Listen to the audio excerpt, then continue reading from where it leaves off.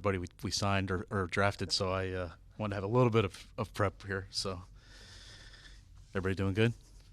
Um, just want to real quick just say thank our scouting staff and our coaching staff and really our whole organization for just a great 3 days. So much good happened, and we added a lot of good players that we're excited about. Had 3 great days of just teamwork and camaraderie, and really want to thank ownership too for our new draft room. We had our new draft room was a major upgrade from what we had dealt with in 2024. So that was there was some moments of stress involved in getting it ready and making sure everything was going to be going right, but really a tremendous upgrade in the end, and really grateful for that. And we have really come a long way in a year in terms of our draft room and our process. So I guess I'll just open it up to any questions you guys have, or should I go through our picks? Or That's the first question, Yeah. so let's go. Let's just do that. Yeah. Well, we started off the day with Jaylin Lane in the 4th round from Virginia Tech, a guy that we were really excited about organizationally. Across the board, he was, coaching staff, personnel staff, just someone that we were really excited about. We had a vision for him, and he was the highest player on our board when we got to that point, and it was kind of a stressful wait from noon till whenever we finally picked, because a lot of stress and kind of mixture of stress and hope that he was going to be there for us. And when he was there, it was really a great moment for us. And he does a lot of great things. He really helped himself in the spring with his testing numbers. Really, was explosive, ran really fast, jumped really high and far. Just a guy that we're really excited about. He has a really unique instinct with the ball in his hands. He's got a nose for the sticks and first downs. He's got a really unique return skill set. So a guy that we have a vision for, we're excited about, and feel like he's a great fit for what we're doing here. And then Kane. Yeah. Yep. Just run through them all. Yeah, sure. Kane Medrano from UCLA. A guy that really kind of a unique story where he's got an offensive background, and he's transitioned himself into a linebacker. Really a cool athlete, tall, long, fast. The fastest linebacker at the combine, ran sub 4.5. Another guy that really unique body type and unique athlete in terms of testing numbers. You can kind of feel his offensive history in his play. I think he has a really good feel as a coverage player. Just has a unique sense as a pass defender. We have a unique situation where Ken Norton coached him at UCLA, so we had some great insight on what we were getting in terms of the player and the person. AP, DQ, and I went to that pro day out in March at UCLA and had some great conversations about him. And another player, hate to beat a dead horse, but was at the top of our board at that time when we picked. And another one where we just had great buy-in from all sides of the evaluation process, and just were really excited that he was there for us, and it made a lot of sense for us at the time to go ahead and take him. And then in the 7th round, we took Ja'Cory Krosky Merritt from Arizona. Bill is his nickname, and what a great kid. He was in here for a 30 visit, the Top Golf deal last week or 2 weeks ago. And man, what a cool personality! What great energy he brings to any event or any situation he's in. Kind of a unique road to this point for him, where he started at Alabama State, had a couple of nice years there, stepped up in competition to New Mexico. At New Mexico, had a great season there, and then took another step forward to Arizona. Ran into some issues with like NCAA records and history, where there were some questions about how much playing time he had at Alabama State. So his season got cut short in 2024. But he turned a situation that was unfortunate into a real positive. You talk to the people at Arizona, and you talk to him himself when he was here, and they have so much respect for how he stayed engaged the whole way through the season, was a great teammate, was a great practice player, was in meetings. It was like he knew he wasn't going to play on Saturday, but you would never know it by the way he acted and prepared. Another guy that had a great spring in terms of helping himself with, worked out really well, jumped, ran fast, tested really well, helped himself in the All-Star game circuit. They're all different in their story about coming here, but we're equally excited about adding all three of them. Quite honestly, they all are players that we were really, really happy to add. With Jacory, because he didn't get that senior year or that last year at Arizona, or just the one game, what do you go back to relying with your evaluation? Because he's coming from a different level, and I'm sure people would like to see him there. So, just what's that evaluation process like for him? Well, obviously, you watch what he did do this year. You go back to New Mexico film. You go through really anything you can find. There's All-Star tape. There's Pro Day tape. There's obviously anything you can find to really get a great feel for the athlete and gauge how he does against the various levels of competition that he did face. Obviously, he only had the real limited number of snaps in 2024, but we felt confident with the athlete and with the skill set that he was going to bring to us. We had seen over the course of 2 or 3 seasons what he was capable of doing for us. How would you sum up this entire class? This entire draft class? Yeah. Very excited about it. It might not be huge volume, but really excited about what was available for us at each pick. And we stayed true to our board and really stayed disciplined.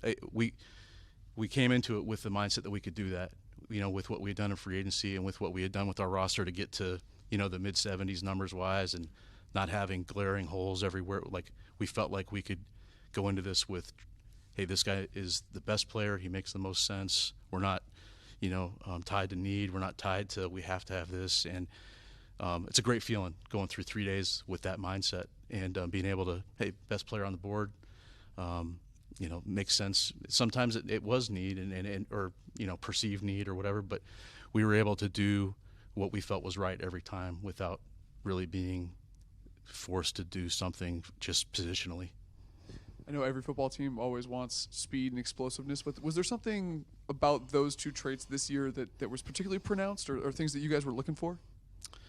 No, I mean, obviously you always want to add as much as those qualities as you can, The players that we added, really today especially, I think all had those qualities.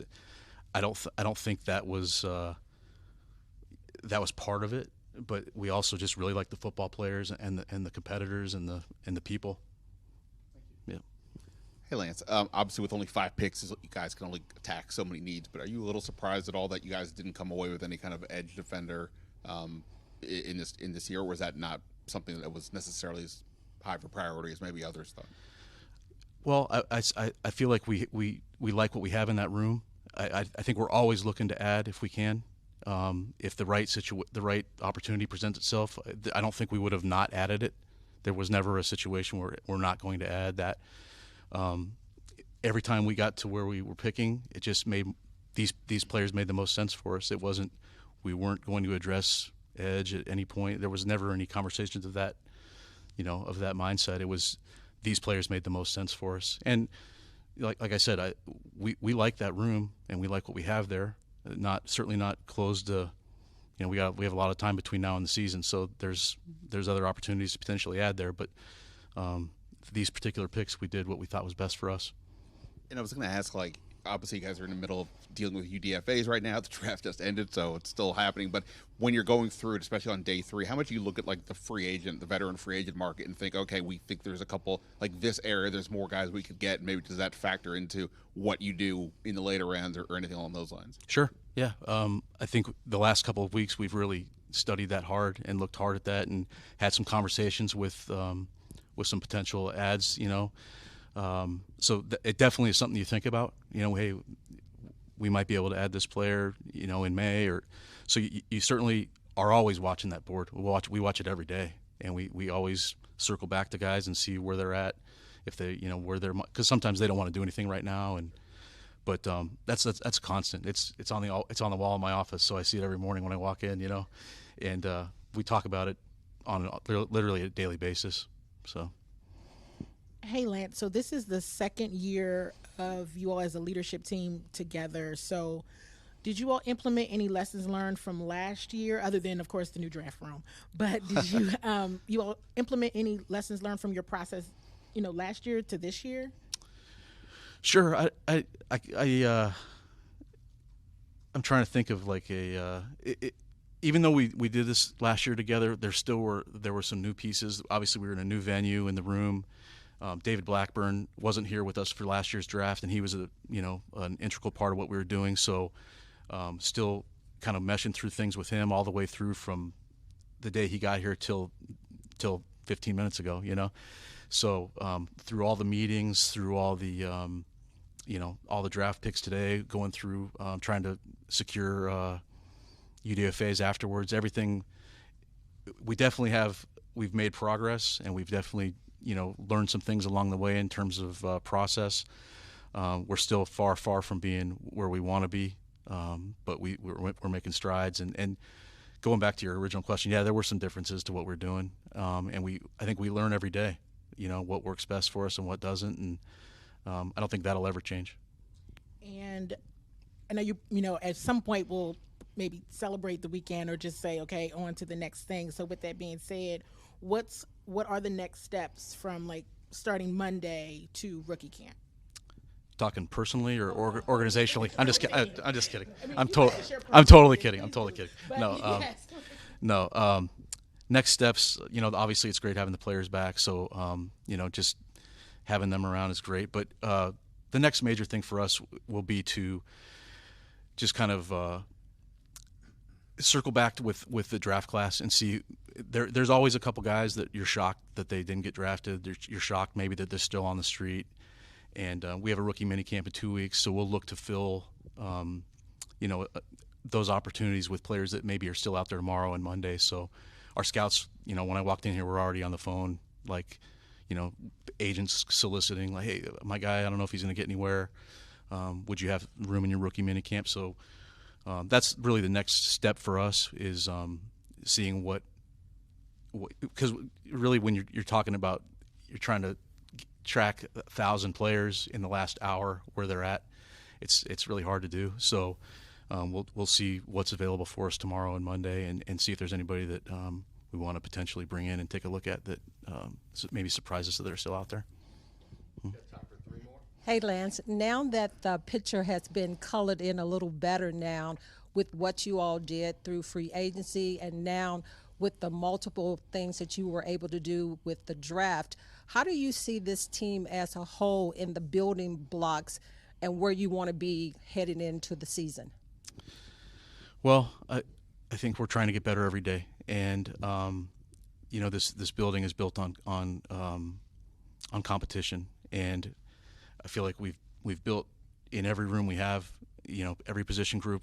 We've made the competition better. We've tried to create great depth and great competition, and trying to put the best 90 players together that we can. And like I talked about with Adam last week, every player we bring in here, we sincerely have a vision for them, and feel like we're putting them in a situation where they can potentially succeed and reach their highest possible heights as a player. So with that in mind, we just try to fill those rooms with the best people and players we can, the best level of competition, and we'll see how it shakes out. But I think we'll never be satisfied. We'll never feel like we've reached a point where we're good, and we can not address it. I think we're always trying to address every part of our team every day, and that's just kind of our mindset, is just every day.